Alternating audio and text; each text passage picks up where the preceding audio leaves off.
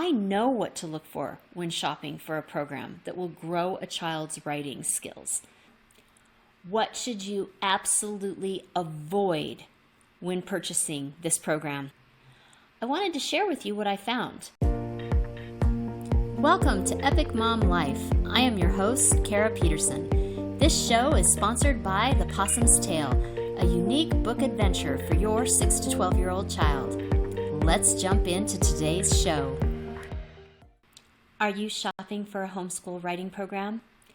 What should you absolutely avoid when purchasing this program? I attended a homeschool convention in 2019, and I shopped all of the writing programs that were there, with the vendors. I saw 5 vendors who sold nothing but complete, meaning K through 12, language arts and writing programs. Of those 5, I would only classify one of these as a quality homeschool writing program. Yet they all cost over $100 each year. I wanted to share with you what I found. I know what to look for when shopping for a program that will grow a child's writing skills. Some of these I had to ask a lot of questions to finally understand what was actually being sold and being taught. Number 1, editing versus writing. This is my number 1 pet peeve. Many programs seem to define writing as editing. I do not. I looked at the rubrics. I compared the rubrics at the beginning of the year to the end of the year. I compared a 3rd grade rubric to a 5th grade rubric. They all seem to be assessing the same skills: spelling, punctuation, grammar skills, for example, subject-verb agreement, verb tense, and that kind of thing. These skills do not help a child grow as a writer.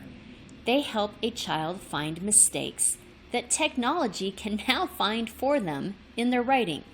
So here's my question for you.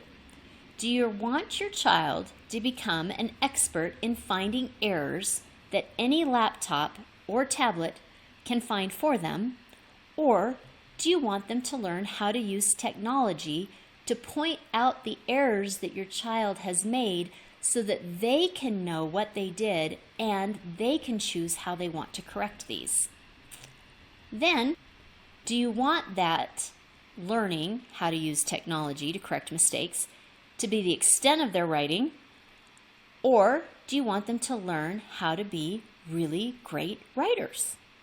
If you want your child to actually learn how to be a great writer, do not choose a writing curriculum that teaches editing as its focus.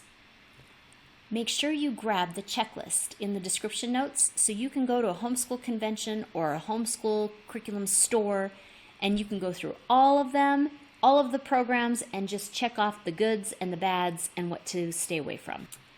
Age appropriate. In my previous YouTube video, you can catch that from last week. I have that very controversial topic about how you can find out what they should know at which year. The reason I really want you to do this is because if you know what your child should be capable of doing and at what age, then you're able to look at the programs and see what they're asking your child to do, and if they're challenging your child, if the work is too strenuous, or if it's just not challenging at all and your child is not experiencing the growth that they should. For example, one of the programs I looked at for 5th grade, I kept concentrating on 5th grade, had really great sentences. They were complex sentences with good vocabulary. The problem was that from the beginning of the year to the end of the year, the student was expected to read the sentence, trace the sentence in 5th grade, and then write that exact same sentence on their own. That's 2 steps of incredible busy work, tracing a sentence and writing a sentence on their own. So I asked the person at the booth why on earth they had a 5th grader tracing sentences and then rewriting a sentence that they had just read. They said that this was modeling. Yes, Modeling is very, very important. A student should see an example of what is expected of them to do so that they can do it then on their own. This is not modeling, not for a fifth grader. This is regurgitation. A fifth grader should actually be writing a quality paragraph, not working on their sentence structure.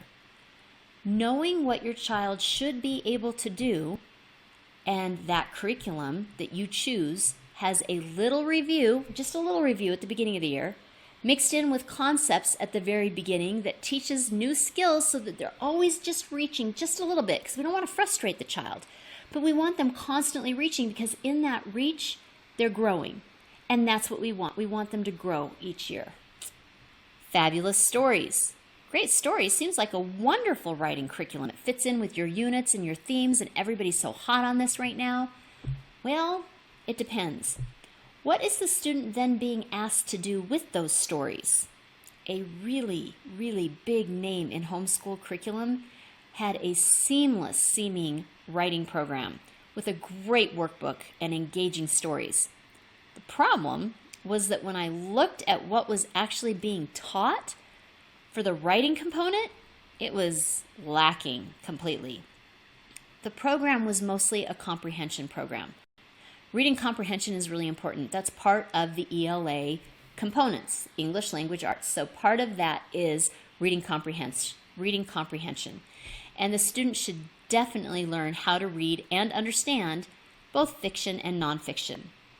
However, if the only writing that your child is doing is responses to a segment of reading or a story, how are they learning how to write? How are they assessing that, and how are they growing in that? Are they writing different types like descriptive, expository, opinion, letters, etc.? That was not happening in this writing program. It was all responses to what they were reading. Glitter. All that glitters is not gold. Do not be swayed by fun writing programs. There was a program there that I saw that claimed every single piece of writing a child creates is a masterpiece. Therefore, it should be made into some type of artwork. Parents were flocking to this booth. Oh my heck, it looked like so much fun. Well, if you have a creative child, they would love this. The problem was when I asked the questions on the checklist, they couldn't answer them. I asked, how were they going to teach my child how to write? Question number 1, easy. How are you going to teach my child how to write? I was passed on to 2 different people, and I kept going to the same thing. Well, yes, I see this. It shows capitalization, punctuation, spelling. I see all this. But how do you teach my child how to write? For example, how do you teach them how to form a paragraph? How do you teach them how to form a topic sentence? You know, the writing. They couldn't answer. They kept showing me their fun portfolios with pictures of mobiles, and cereal boxes and egg carton creations of random students' writings. Another form, don't worry, be happy. This comes down to your philosophy.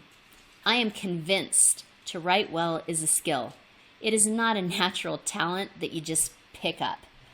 I came across one curriculum that had no rubrics, no sentence structure, no examples, and it did not even teach the editing skills. The people who were promoting this homeschool writing program felt that writing was a natural talent, and if you just gave your child enough time and space, they will become great writers on their own. My advice is run, don't walk away from this type of program. Choosing a homeschool writing program is an important decision. Unfortunately, it is really easy to be drawn in by big promises or flashy projects. Take your time and carefully consider your educational philosophy, flexibility, teaching style, child's learning style to find the right program for your family.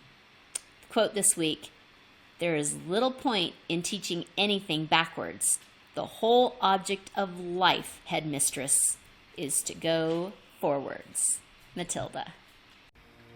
If you are hearing this message, you've listened to the entire episode, and for that, I want to send you a huge thank you. Please leave me a comment or review and share with other moms you know. Get in touch in the comments or on Kara's social media networks. See you next week for a new episode.